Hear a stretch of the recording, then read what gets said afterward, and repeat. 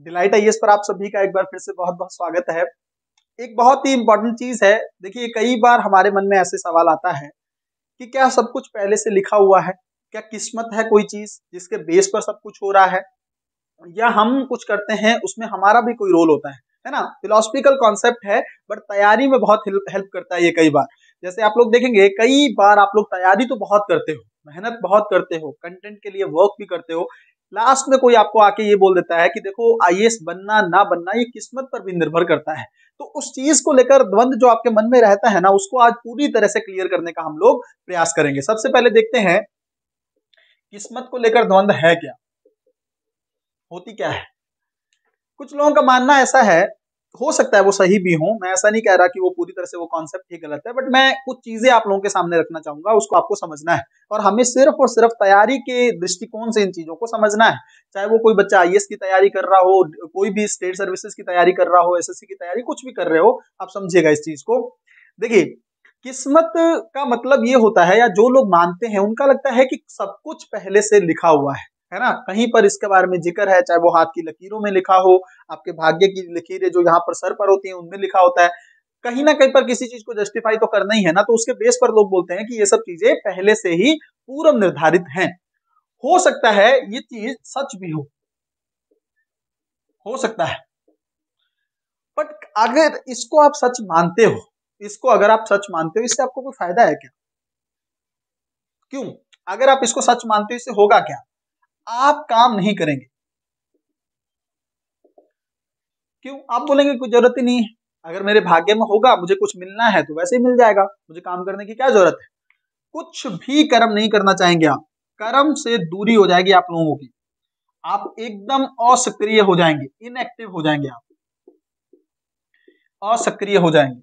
जब भी आप पढ़ रहे होंगे, जब भी आप पढ़ रहे होंगे, तब आपके दिमाग में आएगा क्या फायदा इस पढ़ने का, लास्ट में डिसाइड तो किस्मत ही करेगी।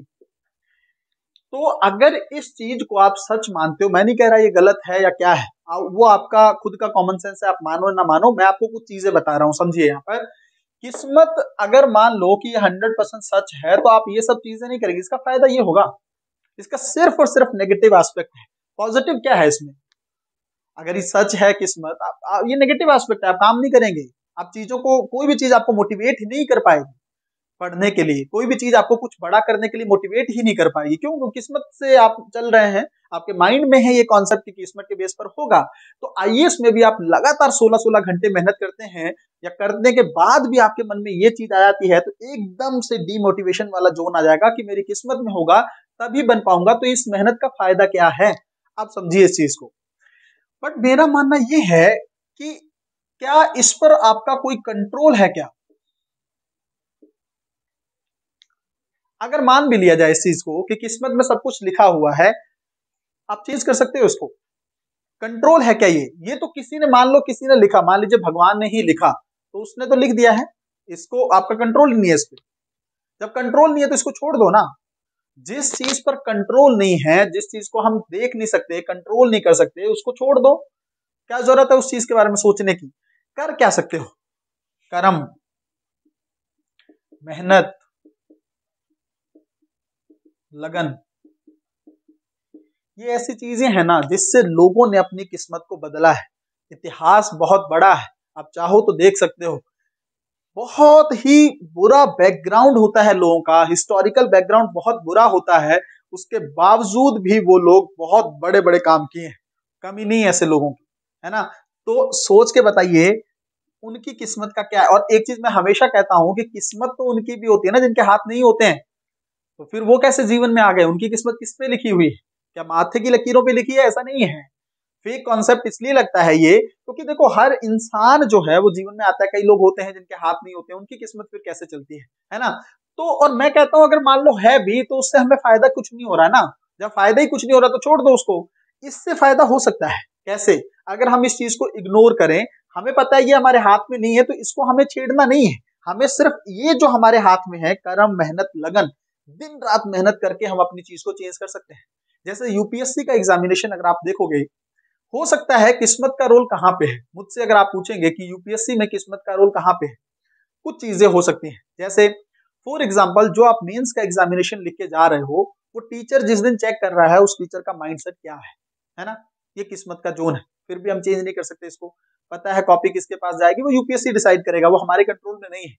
दूसरा, जिस दिन आप इंटरव्यू देने जा रहे हो उस दिन बोर्ड चेयरमैन कौन है और उनकी किस तरह की मेंटेलिटी है, या आपका शुरुआत का टाइम जैसे ही आप बात शुरू करते हो पॉजिटिव डायरेक्शन में शुरू होती है, नेगेटिव डायरेक्शन में शुरू हो जाती है, इस स्तर पर तो आप देख सकते हो कि किस्मत का रोल आपको दिखता है।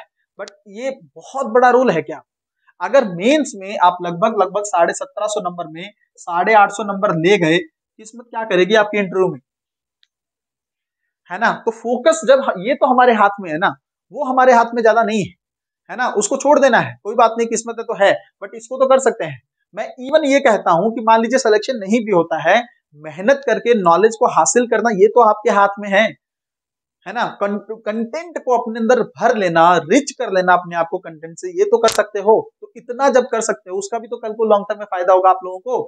तो इन सब चीजों से कुछ नहीं होता। और मैं आपको ये कहूंगा, अगर आप लोग सोच रहे होंगे क्या किस्मत को बदला जा सकता है, क्या बिल्कुल बदला जा सकता है। किस्मत सिर्फ और सिर्फ उन लोगों की बदलती है जो लगातार मेहनत से काम करते हैं, लगातार उनके अंदर डेडिकेशन कभी कम नहीं होता है। उन्हें जीवन ऐसे नहीं लगता है, जैसे कई बार क्या होता है ना कि हमें लगता है कि हमारे साथ ही गलत क्यों हो रहा है। कई बार हमें ये भी फील होता है कि देखो अगर मेरे जीवन में गरीबी है तो वो क्यों है, मेरे मम्मी पापा इस तरह से, मान लीजिए कई बार क्या होता है घर में बहुत सारे लोग बीमार होते हैं, फाइनेंशियल कंडीशन अच्छी नहीं होती है, तो हमें लगता है कि हमारे ही साथ ऐसा क्यों है ना। और हम इसको जोड़ते लगते हैं किससे, दुख से। हमें लगता है हमारे जीवन में दुख बहुत ज्यादा है ना, दुख से जोड़ने लगते हैं ना चीजों को। बट आप सोच के देखिए, दुख नहीं है ये क्या है, ये संघर्ष है। ये दोनों वर्ड डिफरेंट है भाई। दुख और संघर्ष में डिफरेंस है। संघर्ष वो होता है जिसका जो जरूरी है किसके लिए, आपके मुकाम के लिए। अगर ये नहीं होगा तो पढ़ने का जज्बा कहां से आएगा। जब गर्मी में तपोगे नहीं, बिना कूलर के बिना एसी के जब तपोगे नहीं, तब तक कैसे मन करेगा पढ़ने का। अपने आप को इस जोन में जानबूझ के डालो। अपने आप को जो दुर्लभ कंडीशंस होती हैं, बेकार कंडीशन होती हैं जीवन की, उसमें जानबूझ के डालो, खुद को झोंको, ताकि वहां से तप के निकलो। अपने आप को भट्टी में डालोगे ना, तभी तप के सोने के रूप में बाहर निकलोगे। तो इस चीज को याद में रखना है कि ये दुख नहीं है, ये संघर्ष है, और इस संघर्ष को जीना है। और इन सब चीजों पर फोकस रखते हुए समय की कदर करनी है, वैल्यू करनी है, लगातार दिन रात मेहनत करते हुए अपने कर्म की तरफ, कर्म को करते चले जाना और अपने मुकाम की तरफ आगे बढ़ना है। तो लास्ट में मैं आपको सिर्फ इतना ही कहूंगा कि ये आपके कंट्रोल में है, इससे आप किस्मत बदल सकते हो। ये आपके कंट्रोल में नहीं है, इसको छोड़ दीजिए उस चीज पर। अगर भगवान चीजें कर रहा है तो उसको उस पर छोड़ दीजिए। भगवान भी उन्हीं लोगों का साथ देता है जो हिम्मत नहीं हारते हैं, जो लगातार प्रयास करते रहते हैं ना, उनके साथ भगवान भी खड़ा होता है। क्योंकि आप सोच के देखिए ना, वो उसका जो भी एक सिस्टम होगा, जो भी उसका सिस्टम होगा, उस सिस्टम के बेस पर वो बहुत बेहतरीन मेरिट का चुनाव करता होगा।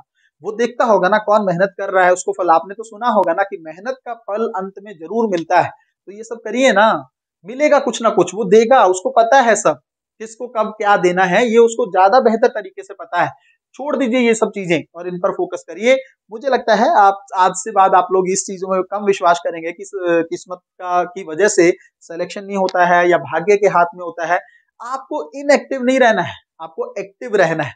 जीवन जो है वो असक्रिय रहने के लिए नहीं मिला है, जीवन मिला है सक्रिय रूप से लगातार अपने आप को एक्टिव रखते हुए कुछ ना कुछ देश के लिए, कुछ ना कुछ समाज के लिए, कुछ ना कुछ परिवार के लिए लगातार करते रहना चाहिए। अगर आप प्रोडक्टिव नहीं हो तो आप धरती पे बोझ हो। तो इसलिए अपने आप को बोझ नहीं बनने देना है, आपको खुद को संपत्ति के रूप में बनाकर रखना है। आपसे देश को फायदा होना चाहिए, आपसे समाज को फायदा होना चाहिए, और इवन लास्ट में आपसे आपके परिवार को भी फायदा होना चाहिए। प्रोडक्टिविटी होनी चाहिए, उत्पादकता होनी चाहिए। इन चीजों को लेकर मुझे लगता है ये चीज आप लोगों के बहुत अच्छे से समझ में आ गई होगी। मिलते हैं अगली वीडियो में, तब तक अपना ध्यान रखेंगे, अपनी पढ़ाई को बहुत अच्छे तरीके से करते रहिए। बहुत बहुत धन्यवाद।